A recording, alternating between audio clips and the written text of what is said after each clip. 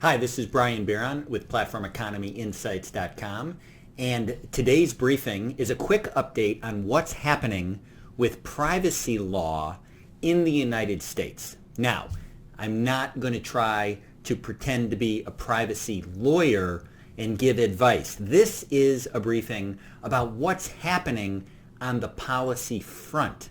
What can we expect to happen in terms of privacy law in the United States? So, one big question that's been on everybody's minds who cares about this stuff for like 2 years now is whether or not we're finally going to see the U.S. Congress pass a comprehensive federal privacy law.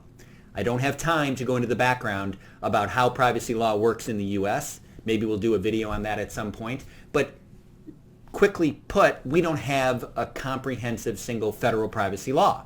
Instead, we have a couple different federal agencies who enforce aspects of privacy law. We also have some industry-specific privacy laws, in particular in the banking, in the healthcare, and when it comes to the internet regarding children. So, are we going to get a law? Well, the new thinking sort of emerged in 2018 following the implementation of the European General Data Protection Act, as well as, or the General Data Protection Regulation, the GDPR, and the enactment in California of the bill called the CCPA, the California Consumer Privacy Act. Both of these things happened in 2018, and in particular because of the very special role California plays due to its economic prominence and due to the fact that so many big tech companies have major presence in California. The fact that California enacted a more robust state-level privacy law, the thought was that this might kick the federal legislators, the Congress, and the president into a mode where they would come together and pass a federal law. And the thought was 2019 was the year that that might happen. In particular, again, the goal being create a kind of a single federal standard so that you don't have individual states, big and small, passing their own privacy laws, which would be similar in some ways, but would also be different in some ways, and it would create a lot of complexity.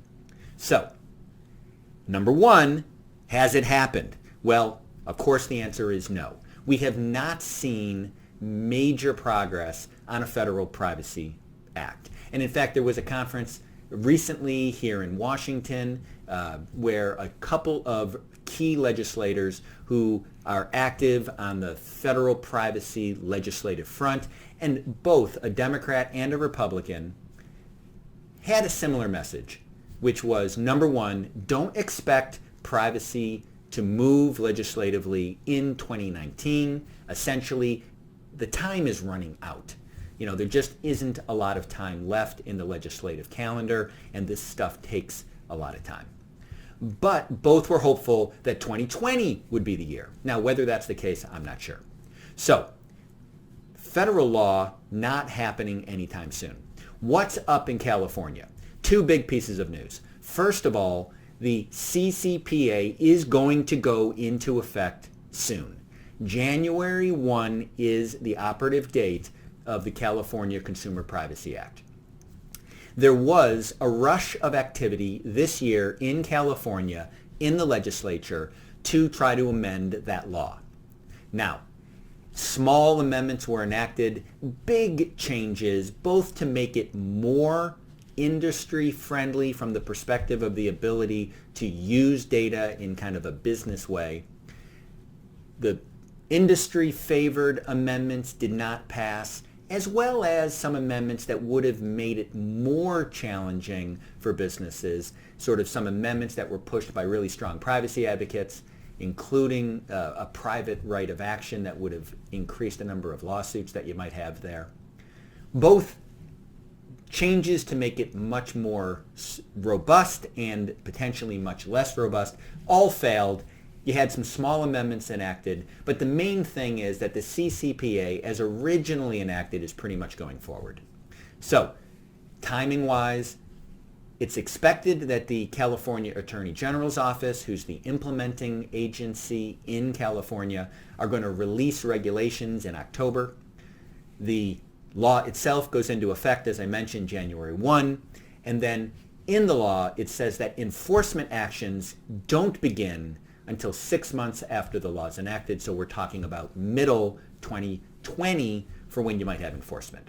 So those who think that the California law could in fact kick the congressional action forward could look to the fact that you still have essentially half of 2020 before you actually have enforcement going on in California, and the regulations might give people more insight into what's actually coming down the pike in terms of how the CCPA gets implemented. Now, lastly, another big piece of news. The California businessman who kicked off the process that became the CCPA is a guy named Alastair McTaggart, and he used the California ballot initiative process to end up resulting in the CCPA. Again, too much to go into here, but California has a constitutional ballot initiative process that is actually pretty usable from the perspective of essentially plebiscites in California meaningfully changing the law. And in 2018, he initiated a ballot initiative by collecting signatures. He got the signatures, put a couple $1 million of his own money into the effort, got 600,000 signatures. The result, in particular, with polling that showed that people were interested in this kind of legislative change, resulted in the California legislature and Governor Brown at the time coming together and enacting the CCPA. McTaggart was actually involved in the negotiations. It is what it is. It resulted in the CCPA being enacted, which, as I said, is going to go into effect on January 1, 2020. He has announced that he believes that a second ballot initiative and a second round of what's essentially legislation through the ballot initiative process needs to be done. He wants to make the privacy law in California even tougher.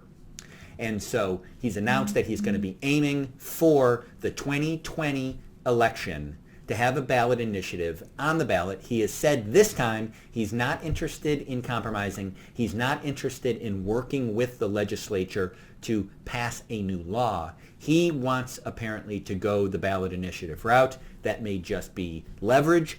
Who knows? But he's talking about making the law tougher at a high level. He's talking about issues like creating a special new California agency dedicated to protecting privacy. This is something, for example, that the European GDPR looks to every government having.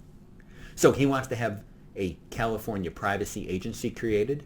He wants to have certain kinds of data be governed by even more protections, data related to things like race, politics, religion, health.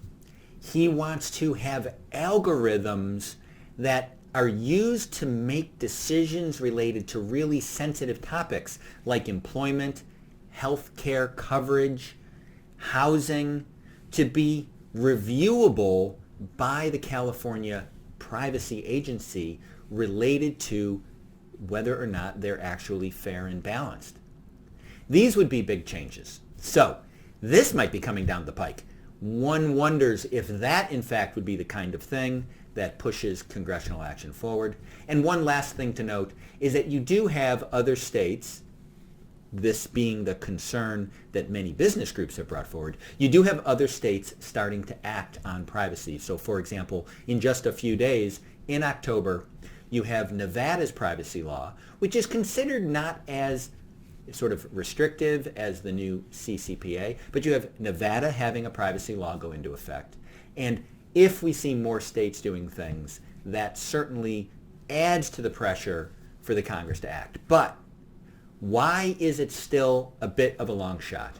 And it's because there are real substantive issues that stand between most business groups, business industry coalitions, and the strongest privacy advocates. Issues like state preemption. So are we going to have a federal law in the United States that preempts the states? Is that going to mean that some states with stronger laws would have those laws essentially be weakened? Trust me, most privacy groups don't think that's a good idea. The topic of private right of action and whether there will be enforcement through litigation and class action lawsuits is another topic that is really dividing industry from some strong privacy advocates. And lastly, don't lose sight of the fact that it's not as though there's not privacy law in the United States. Important and big industries like the healthcare industry and the financial services industry already have robust, and by robust I mean detailed, privacy regimes that govern their industries. If there was a single federal law, would it preempt those industry laws? And if so, does that make life harder for those industries who've invested a lot in compliance? So we'll see how all this plays out, but this has been an update on where privacy law is standing in the U.S. with a focus on both federal legislation and where things stand on the CCPA. I'm sorry if it went a little long, but that's because there's a lot going on. This is Brian Bieron with PlatformEconomyInsights.com. If you have questions, there's a link to an email down below. I look forward to them. Until our next briefing, bye-bye.